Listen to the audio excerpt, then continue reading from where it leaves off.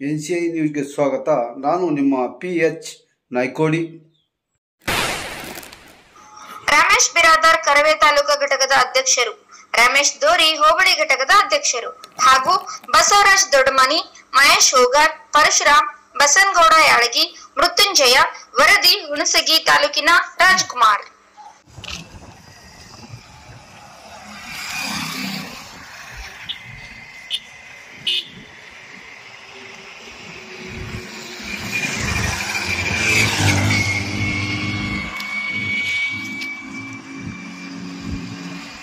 ದಿನಲೂ ಸಾವಿರಾರು ವಾಹನಗಳ ಹೋರಾಟ ಇದು. ನಾರಾಯಣಪುರ ಮತ್ತು ಹುಣಸಗಿ ಮುಖ್ಯ ರಾಜ್ಯ ಹೆದ್ದಾರಿ ಇದು.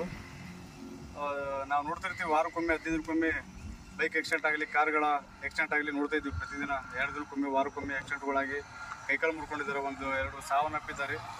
ಈ ಒಂದು ಘಟನೆ ಆಗಬಾರ್ದು, ದುರ್ಘಟನೆ ಆಗಬಾರ್ದು ಅನ್ನೋ ಉದ್ದೇಶಕ್ಕೆ ನಮ್ಮ ಕಾರವೇ ವತಿಯಿಂದ ಈ ಒಂದು ಗುಂಡ ಪಡೆಯುವಂಥ ವೈಟ್ ಪೇಂಟ್ ಹಚ್ಚಿ ಸ್ವಲ್ಪ ನಿಧಾನವಾಗಿ ಹೋಗಲಿ ಅನ್ನೋ ಉದ್ದೇಶಕ್ಕೆ, ಅನಾಹುತಗಳು ಘಟನೆಗಳು ಆಗಬಾರ್ದು ಅನ್ನೋ ಉದ್ದೇಶಕ್ಕೆ ಒಂದು ವೈಟ್ ಪೇಂಟ್ ಹಚ್ಚುವಂಥ ಕೆಲಸ ನಮ್ಮ ಕಾರ್ಯಕರ್ತರು ಮಾಡ್ತಿದ್ದೀವಿ.